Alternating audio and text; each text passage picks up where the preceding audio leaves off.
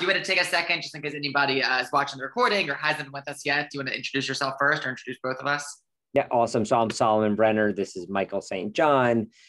We run the Martial Arts Collective, and it's based on the 22 schools that we have in the Philadelphia area during COVID, which was the scariest part of our business life ever.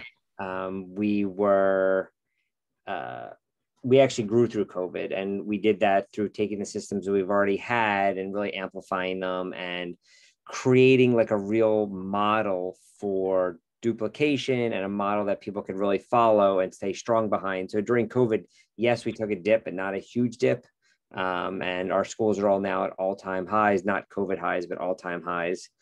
We've been in business for 27 years. We have 22 schools. All of our schools are full-time. For us, that means, healthcare or, health insurance and full-time salaries, retirement plans, unlimited vacation, which is what Sensei Michael takes advantage of most. What do you have, like 5 trips planned right now? Yeah, it's been a good couple of weeks of trip planning for sure. Yeah, and in 2019 he was off for 4 months, and that's one of the huge benefits of the way it. So we took our business model that we knew worked for us, and we're slowly letting people involved through the collective to see if it works for them, right? Like if just because our system works for us doesn't mean it works for them. And culture is a lot of what we do, and we also own a little more than half of the real estate that under our schools. So I think we have a unique perspective. We're not consultants. We're not a mastermind group. All of that is great. There's a ton of great people in the industry that we've used and paid for and invested in, most of them. And now we're, doing it in a significantly different way through the collective. The collective, it's like having a franchise or a corporate structure without the franchise or the corporation, behind you. It's, kind of what the Marriott does for, a lot of people don't realize this, but, most of the hotels you stay at that say Marriott aren't owned by the Marriott. They're owned by different groups, different people, and have the Marriott kind of run it for them. We don't run your school for you, but we give you everything you need to make sure that you can run your school every single day. There's stuff that needs to be done to make it successful. And we help with impact, income, and legacy. With that, take it away, Sensei Michael. Cool. Thanks, sir. That was great. So today's topic is the last one of this series. We're talking about instructor training and instructor development. So a couple of things before we start. Number one, if you have any questions, and for those that are watching live, I would love to make this a little bit interactive. So if you have any questions about instructor training in general, if you could put them on the chat, and we'll save a couple minutes at the end. Or if, this is going to be pretty quick because we're going to go kind of high level and then, some things you can implement today. If there's a challenge facing your school that you want some feedback on, we're happy to save some time for that at the end too. So you just put that in the chat and we'll do it the last couple of minutes we have together. And then the second thing, before we start about instructor training, just to, be super clear, the 22 schools that we have, they've all come from instructors that we've developed. So it's, one of the things that Mr. Brenner and his, partner, Ms. Jackie, if you've had a chance to meet her, did a really great job of over the past 27 years is developing a real system to train instructors, to develop instructors, and to set a vision for doing more in the martial arts than, just being a student. So before we go in, we're going to go over the career ladder, Mr. Brenner. We're going to go over, how we kind of run our leadership team.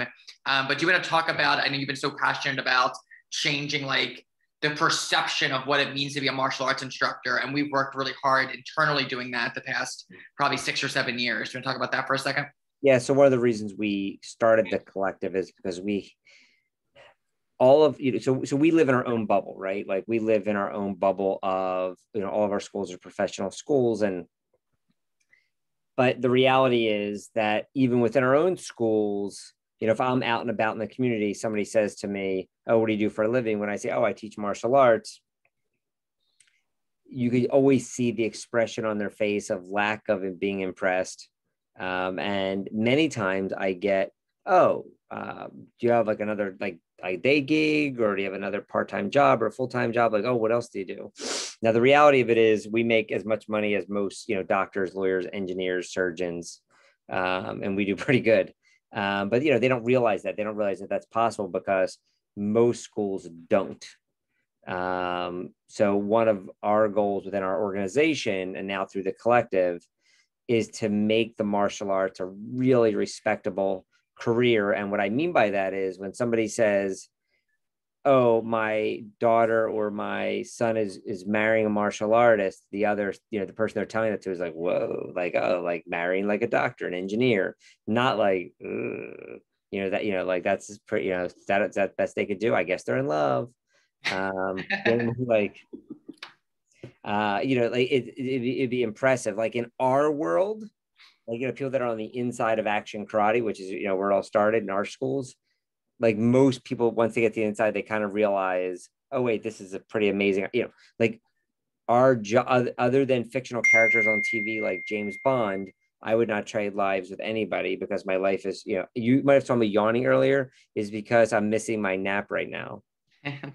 So, and I golfed this morning, my life is, and all of our instructors' life, not just mine. And, that's one of the things we made sure, Sensei Michael talked about my partner, Jacqueline, we made sure that we weren't an organization where it was, all right, guys, everybody go teach great classes.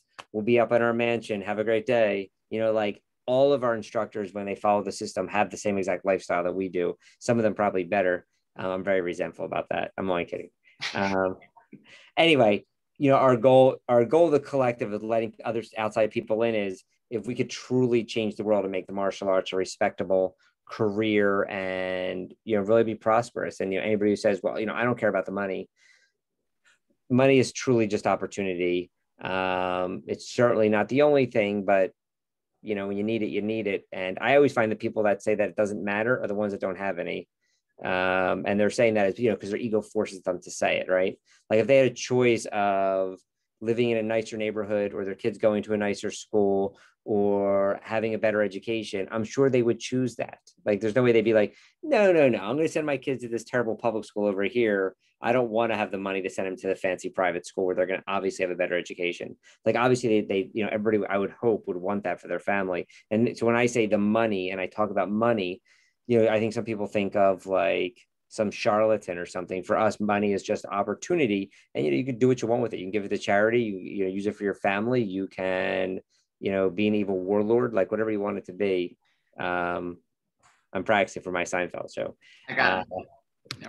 So anyway, keep going. So tell us how to develop leadership, Sensei Michael, so you don't have to be in your school all the time. Yeah, love it, sir. So that's great. So let's start with kind of, let's go like kind of like big picture and then get a little bit more narrow into like, some step-by-step things. So one of the things, we talk about is really setting the vision for, our students to be involved in the martial arts, however they choose to be involved in, right? And, of course, we need lots of great students, but we also want, to develop great instructors and great managers and great partners and all of that stuff. So one of the things, this is super simple. And if you're part of our group, you have this already, anybody else watching, please don't copy it exactly, but you can certainly feel free to kind of, model and get some inspiration from it. Mr. Brenner, you can see this? I can, but I probably need glasses, so it's not that clear. Yeah, wonderful. Cool. All right, so let's go, step by step. Let's start with, so this is hanging up in the lobby, the parent area of all of our locations for everyone to see, right? And we're going to kind of focus on the right side of the column where it says senior leadership. So we'll kind of talk through the different levels, what they mean to us. And then we'll go, some step by step on how we train it, right? So of course, we need, students, and that's how all of our, future instructors start their martial arts journey. But the next step in their instructor training is what we call our senior leadership team. And senior leadership team, they're volunteers as far as, they don't get paid when they're assisting in a class, but they're also receiving a real education. Sometimes we feel, I think there's a perception of like, they're helping us. They're not helping anyone until they're trained and know how to do it, right? So we don't charge for our leadership team. We also don't pay them to be a part of leadership team.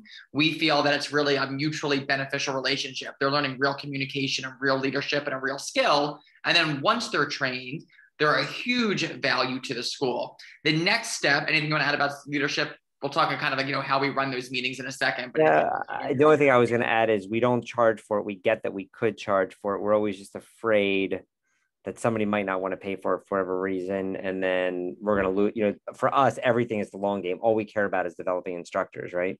We're not the only thing, but like the main thing we care about is developing instructors. So we want to make that as robust as possible. And then, the rest of the stuff they do pay for. So. Yeah, 100%. Can you share, you said it super well, you're coaching one of our, one of our schools the other week about the difference between like, developing students versus developing instructors?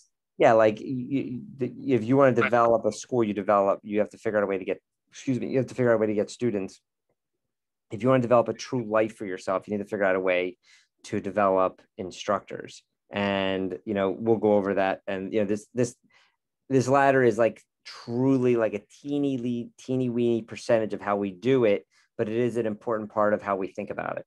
Yep, no, 100%, right? So senior leadership for us, we don't charge for it. We'll talk about kind of how we like run that group in a second. But the next step, and this is, I don't know of anybody else in our industry doing this, what we call certification. So certification for us, it's something that our students pay for to be a part of, right? We charge anywhere from $99 to $199, depending on, what they're doing.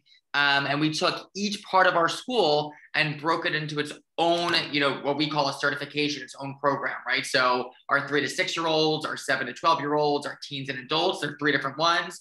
How we do the intro and enrollment process.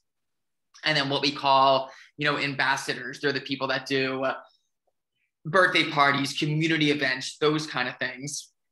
And they go through an entire course. It's a Saturday morning. It's 3 to 4 hours. They have homework they do beforehand. There's homework they do afterwards. But they go step by step. Let's pretend we just had our 3 to 6 year old one last month or a couple of weeks ago, how to teach that class. And what's unique about it, and this just provides another layer of bench strength for our schools, is once they complete the certification, they go through the course, they complete all their homework, they show that they can teach that class. Remember, we're talking about adults, not, 13, 14, 15-year-olds, but, it could be a mom, it could be a dad, it could be a professional, it could be a teacher.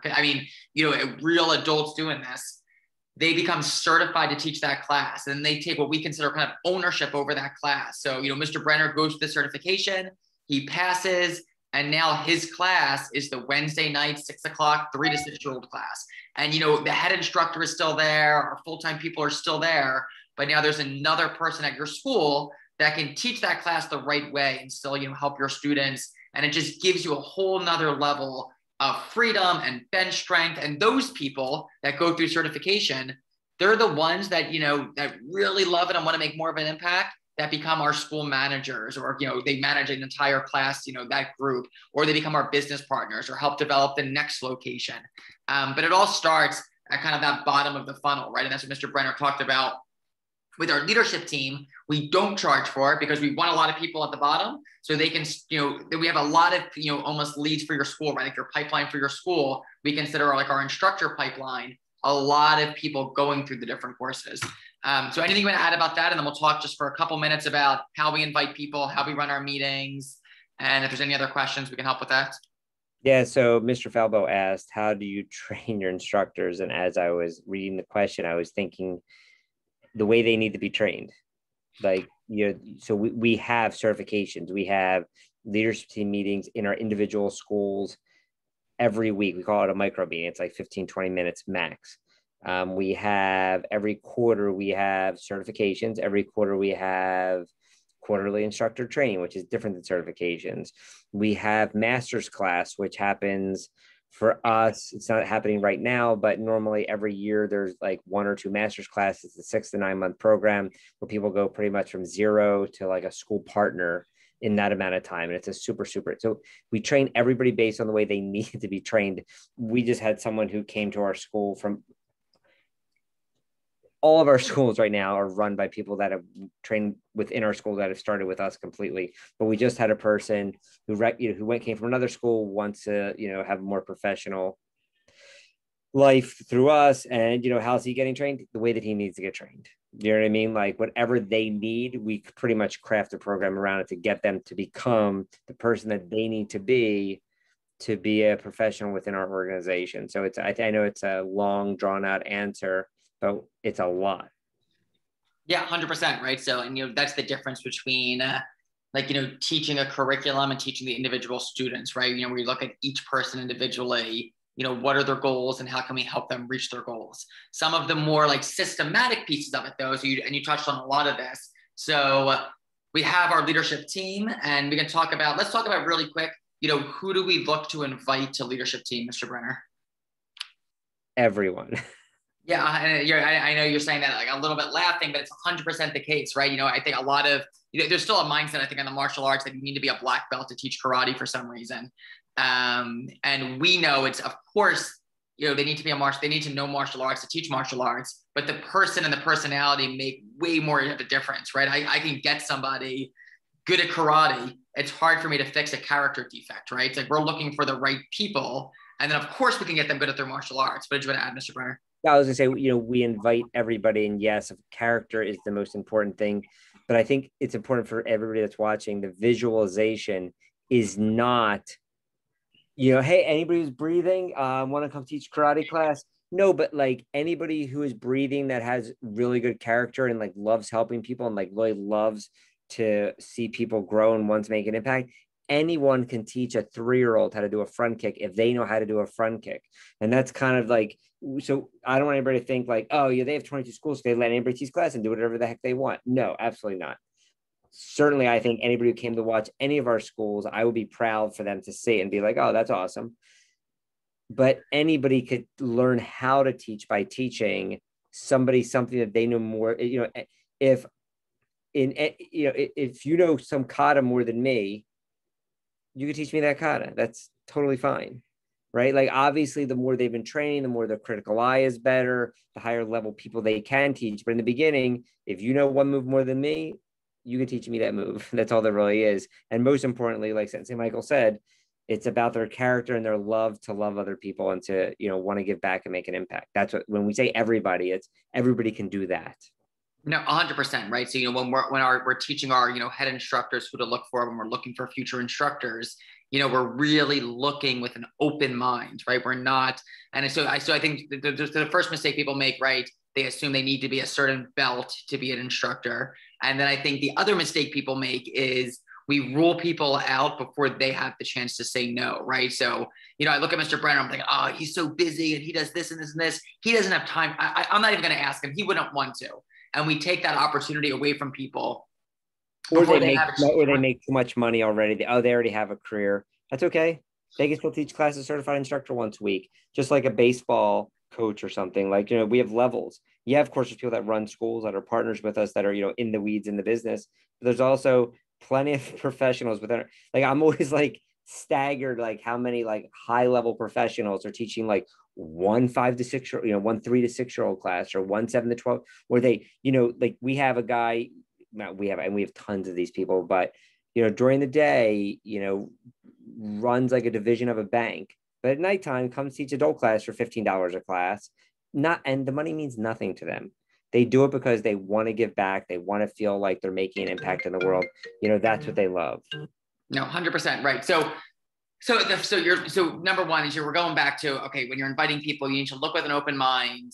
You're not going to rule anybody else. You're going to, if you think they're the right person, you're going to give them that opportunity, and then it's up to them to accept it or say, it's not a good fit. Right. As far as actual, training goes. So Mr. Brenner said, we do a training once a week at all of our locations. They all run it themselves, where we call it a micro meeting. It's 15 minutes. Part of it is leadership and communication and that kind. So let's say 6 to 7 minutes is that. And then the other, 7 or 8 minutes is a teaching fundamental. And we have a whole curriculum they go through, but what Mr. Brenner said in the beginning is so true. We teach them what they need to be taught, right? We train them the way they need to be trained.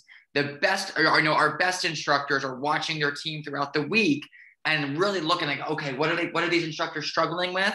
That becomes the topic of the meeting. And if anybody's watching either live or the recording, we have a whole outline of how we do this. I'm happy to share. Just send me a message on Facebook. And I'll send you we call it like our coaching guide. It's how we run these meetings. I'm happy to share that with you.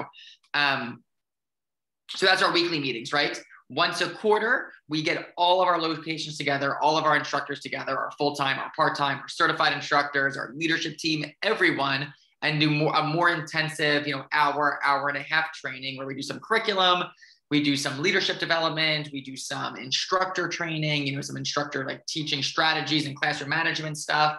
And then on top of that, we have our certifications, but a lot of it at the end of the day is, just like you help your students, when they're in class and they're learning, you're giving your instructors feedback as they're learning too, right? A lot of it is, kind of in the moment. I see Mr. Brenner teach something and, at the end, I'm going to tell him what he did well, what could be better next time, and making sure he has a plan for his next class. Anything I'm missing with that, sir? I know I went really fast, but.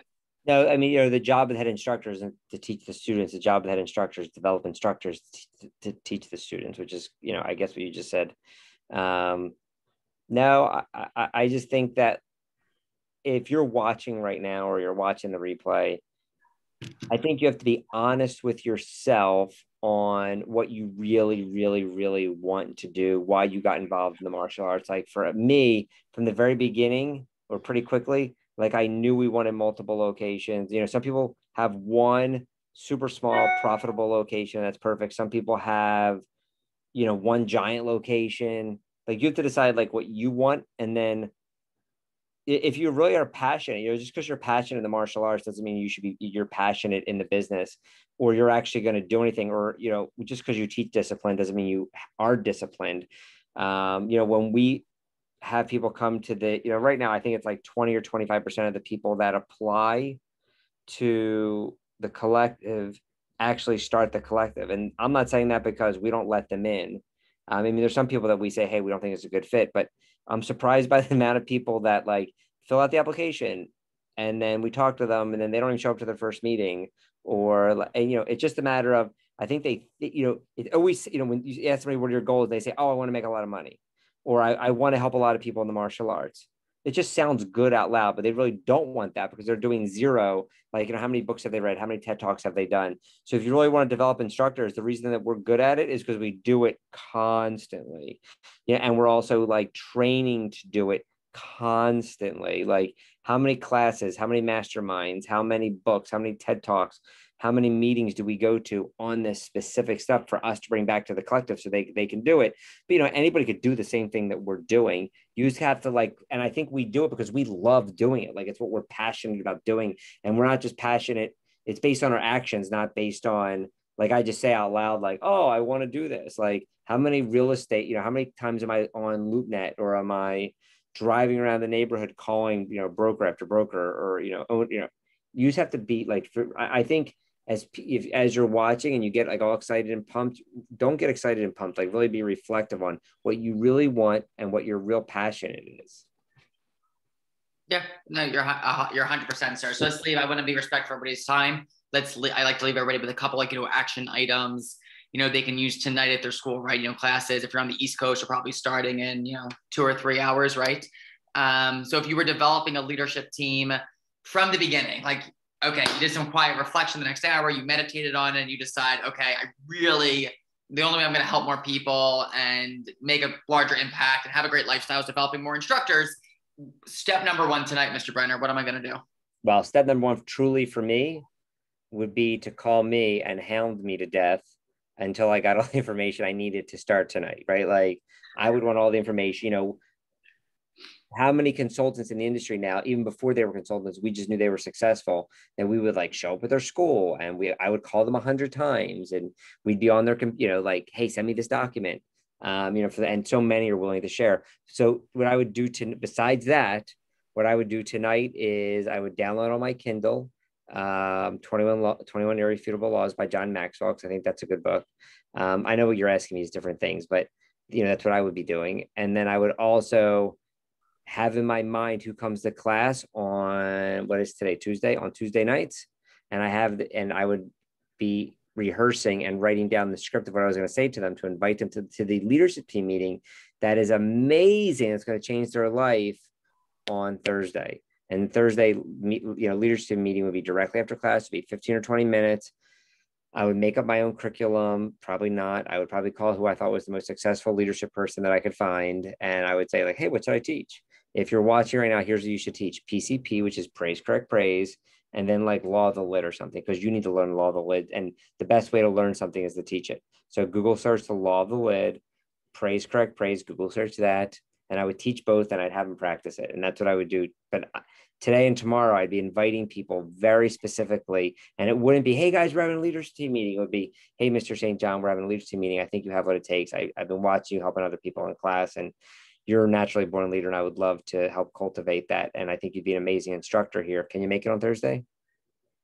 Yes, sir. Awesome. And then, I'll see you at 9:00. And then I would do that to, 2 or 3 people, because I would have wanted to seem a little exclusive. And then, over time, it would be pretty much inviting everybody. Yeah, I love that. That's great. And so I'm going to sign off in a second. If anybody needs help with any of that, there's tons of good resources. That book, The 21 Irrefutable Laws of Leadership, is 100% a must read. Black Belt Parenting is really all of the teaching tips. It's like for parents, but it's exactly how we teach class. So Black Belt Parenting is also a very handsome author that I would recommend. 100%. But truthfully, though, unbiased, my biased opinion aside, if you had the two of them, that could be your leadership team meetings for the next 21 weeks. You would do a lot. That is our leadership team meetings. That is our leadership. I understand. Yes, sir. And just the other key thing, if you miss this, and I think sometimes we just get stuck in our own way of like planning and worry and the fear and the apprehension of like, doing something, what Mr. Brenner said about doing it tonight, it's taking action immediately, right? It's, implementing, not, oh, I'm going to start a leadership team meeting in 3 months. I'm going to do it in 6 months. You're going to do it 2 days from now. It's going to be the first one. And if you need help with that, please reach out to us. Mr. Brenner gets our last final thoughts. Yeah.